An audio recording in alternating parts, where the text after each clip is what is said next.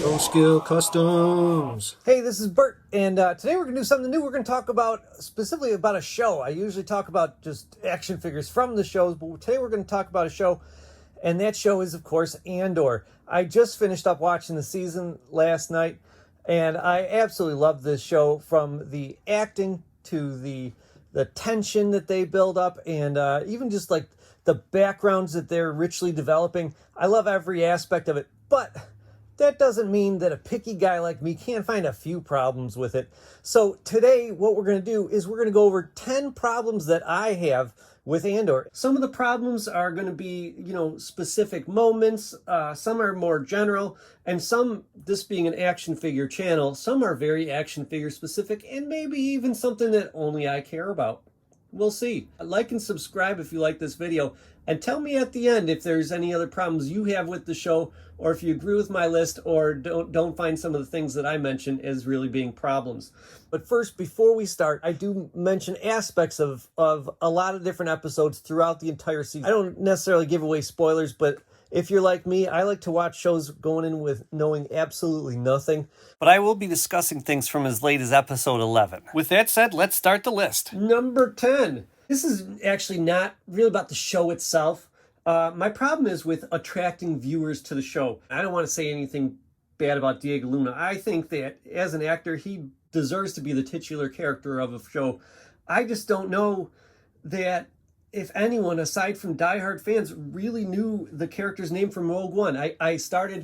I watched Rogue One, so I was going to give you like the exact number of times that the name Andor was spoken, and I think I got to 3, and I forgot what I was doing, and I just watched the movie, and it's like Darth Vader showing up at the end, and I'm like, oh, I was supposed to be counting the number of times, but anyways, I just got carried away. But most of the time when they refer to him, they call him Caspian. Even like people that have watched the movie don't even know the name Cassian, and they're probably just call him that guy from Rogue One. So why not something more general to capture the multiple intertwining stories that the show has? And I was reading some forums, because I'm not the first person to think of this. And one of the forums I said, I think it was on one of the action figure sites, they suggested, what if the show had been called Spark of a Rebellion, or the Sparks of Rebellion, something like that. And I just thought that would have been perfect, and maybe it wouldn't have been like so slow for everyone to kind of pick up and get into the show. And not really a problem with the show itself, just marketing, that sort of stuff. Number 9, I got a problem with the lack of familiar aliens. One of my problems with the sequels is that it's almost as if they scrapped every alien that came before and said, we're not going to do any aliens that you saw in the original trilogy or any aliens you saw in the prequels. Everything's going to be new. And I just feel like, yeah, the universe is big, but you should also see some of the same things we've already seen before. I feel like the guys in the 11th episode, I imagine they just had the costumes around. Couldn't the one that actually spoke English, couldn't he have been like an Amanin series or whatever, or species, whatever a Manaman is? I just thought, like, just a little tweaking, and he could have been in a man species, and that would have been really sweet to see one of those actually, like, moving with the kind of technology we have nowadays. That's what I want more of. Now, in Book of Boba Fett, we saw a lot of familiar faces. We saw some Twi'leks, some Bith. We saw Shadra Fan in there, Max Rebo, but some of them look kind of like not cool. I do like how good these aliens look in Andor. I just wish some of them, I think there was a Deveronian, the devil guys. I think I saw one of those in like episode 10. I'd just like to see more of the aliens that I know and love. How about what's wrong with just having a Klaatu in there? Or I guess that's the specific character. The Green Nikto. What's wrong with having that? Now my next problem, number 8. How about some more droids? Where are all the astromechs in this place? I just feel like we'd see more around. I mean, just on when Luke is going from one end of Mos Eisley to another, there's got to be 7 astromechs during that small little period of time. There's 4 astromechs in the Return of the Jedi briefing room scene. There's 6 or so in the Emperor's arrival scene. There should just be more little droids running around. Maybe even more protocol droids. You don't see a lot of like C-3PO around. That'd be kind of cool. A CZ droid would be great. So it's very similar. I know number 8, number 9 are kind of similar, but that's what I would like to have seen. Now, number 7, Okay, now some of you, you're just going to say this is exactly the same as your last two, and in some ways it is. But this even ties more into like the action figure aspect of it. My number 7 problem with Andor is I'd like to see them use some of the vehicles that never got toys from the original trilogy. There's like a handful of background vehicles that never got toys made of them because they're so far in the background. I kind of get it, but I'd still like to see toys made of them. There's a lot of interest in these ones, especially I think when they had the decoy land speeder, when Luthen sent it off and it blew up and everything like that, could have been the V-35, Luke's family land speeder. There's 3 different ones. It's actually probably all played by the same actual prop, but there's 3 different ones in A New Hope. I would have loved to have seen that. It really makes sense. I think they are hesitant to use it because it's got a closed cockpit, but the decoy did, so it would have been perfect. Would have been perfect, and that would have given us a chance to get that as a toy. And I don't even consider something like that fan service. To me, that is design efficiency. You got all these designs that people have used throughout the years in all the different Star Wars media. Take from those and reuse them. Don't invent a new land speeder just for this. Next up, number 6 actually happens in episode 6.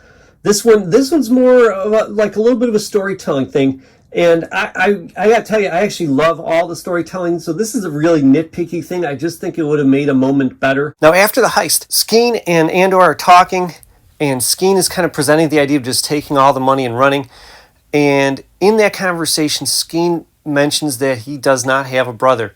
Now, what I was thinking storytelling-wise would have been great is if they kind of reorganized that conversation a little bit, where it ended with that being the last thing Skeen says, I don't have a brother.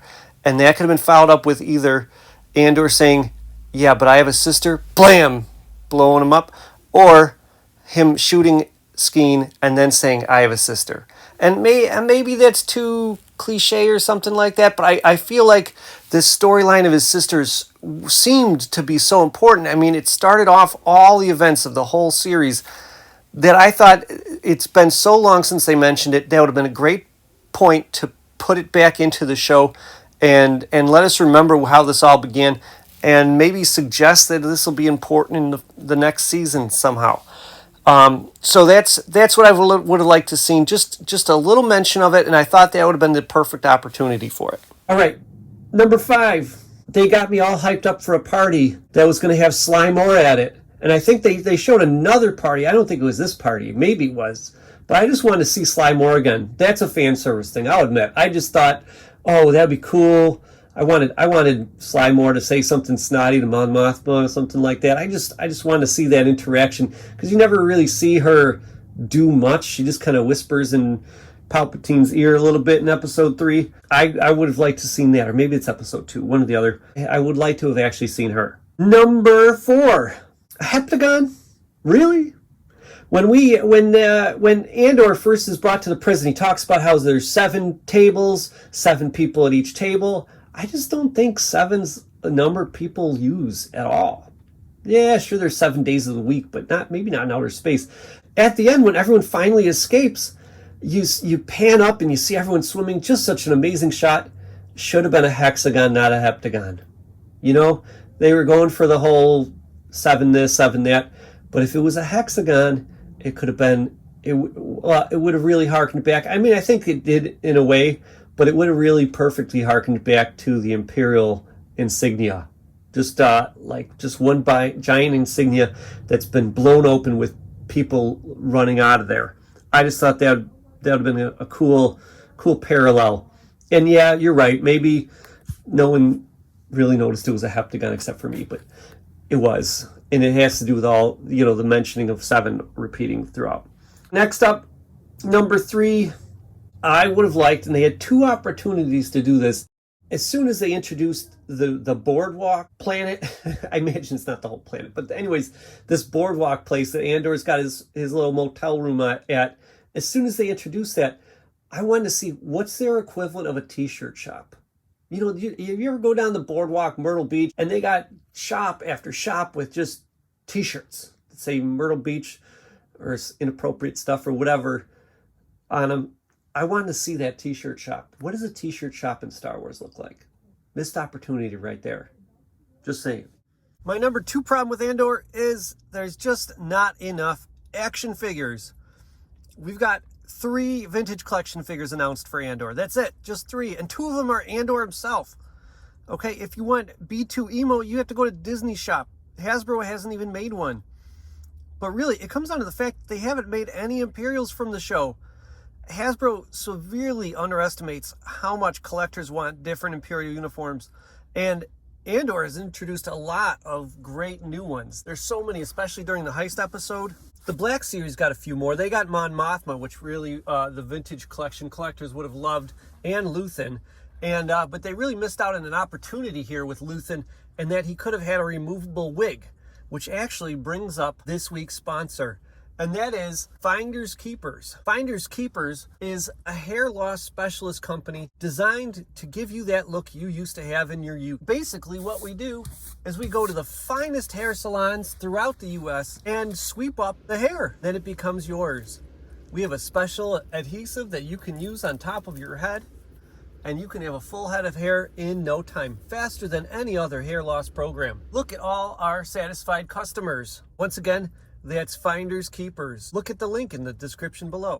And my number 1 biggest problem with Andor is that season 1 is already over, and that we're probably not going to see season 2 until 2024. I just loved this show so much. Felt like it was a little tough getting into it in the first couple episodes, but by episode 3, I was all in, totally invested in all the characters, and I can't wait to see more. I hope you guys agree with me. Well, if you do, let me know. If you don't, let me know. Leave it in the comments below. We'll have a little conversation.